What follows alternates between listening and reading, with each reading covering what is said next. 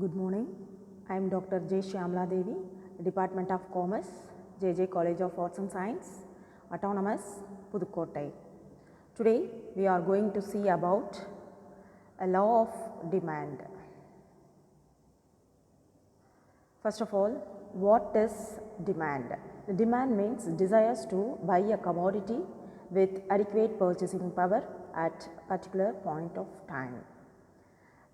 Demand has three important factors like desire, purchasing power and time. Without any one of these three elements, demand will not be fulfilled.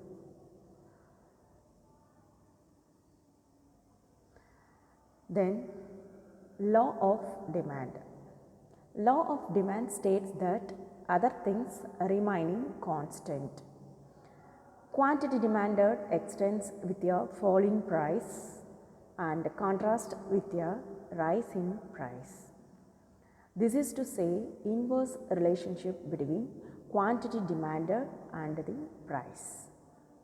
In simple language, a person will purchase more of a commodity when its price falls. He will purchase less of it when its price rises. When the price increases, the demand will be decreases. When the price decreases, demand will be increases. The sales of the product depends upon the demand for the product. When the demand for the product increases, the production and sales of the product will be increases. There are many diverse factors which determine the demand for the products. What are the factors influences?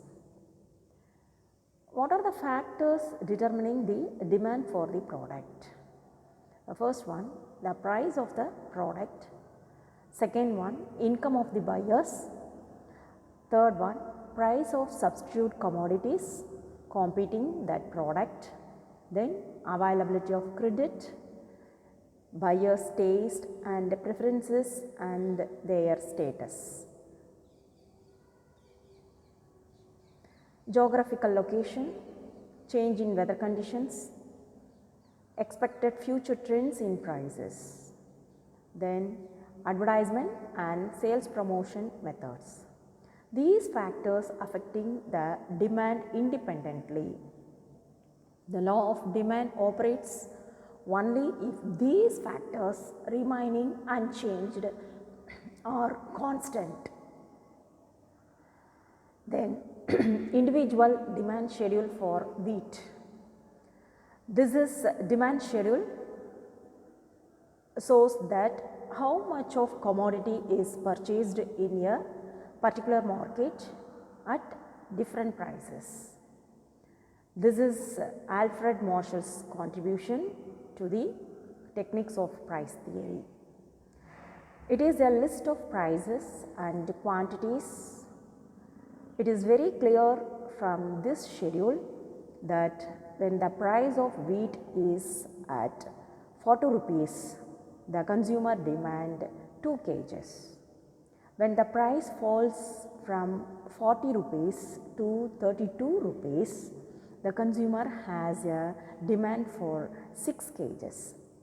When the price falls still further to 20 rupees, the consumer could purchase 12 kgs.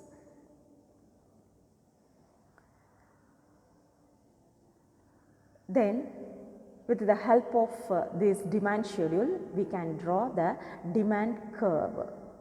This demand curve is based on demand schedule. X-axis represent to quantity of wheat and y-axis represent to price of wheat. DD is a demand curve. Demand curve slopes downwards from left to right. This is because of the inverse relationship between the price and quantity demanded. Why does the demand curve slopes downwards from left to right? There are three reasons such as operation of law of diminishing marginal utility. The additional units consumed or purchased give leisure and leisure utility or satisfaction. So, the additional units consumed it give leisure and leisure utility and satisfaction. Similarly, the consumer will never pay a price or money value more than the marginal utility of commodity. Therefore, the consumer will not buy a large quantity unless the price is low. The law of demand is merely a corollary from the law of diminishing marginal utility. Second one, income effect. The fall in the price is equivalent to an increase in the income of the consumer, and this gives the effect of increase in real income for him to purchase more. Third one, the substitution effect. If the price of a commodity falls, it will be substituted for costlier things and the quantity of demand will go up. Then, exception to the law of demand or perverse demand curves. The law of demand is only a general statement telling that prices and quantities of a commodity are inversely related. There are certain peculiar cases in which the law of demand will not hold good. In those cases, more will be demanded at a lower price. The demand curve in those cases will not conform to the usual shape and the exceptional demand curve or perverse demand curves. There are 5 different cases of exception to the law of demand. The first one, prestige goods.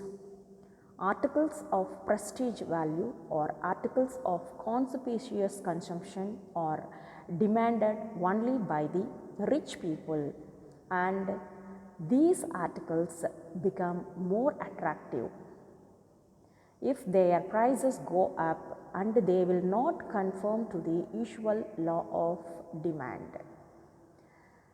This was found out by Veblen in his doctrine of conspicuous consumption. So, this effect is called Veblen effect.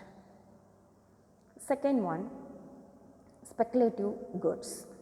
In the speculative market, particularly in stocks and shares, more will be demanded when the prices are rising, and less will be demanded when the price declines.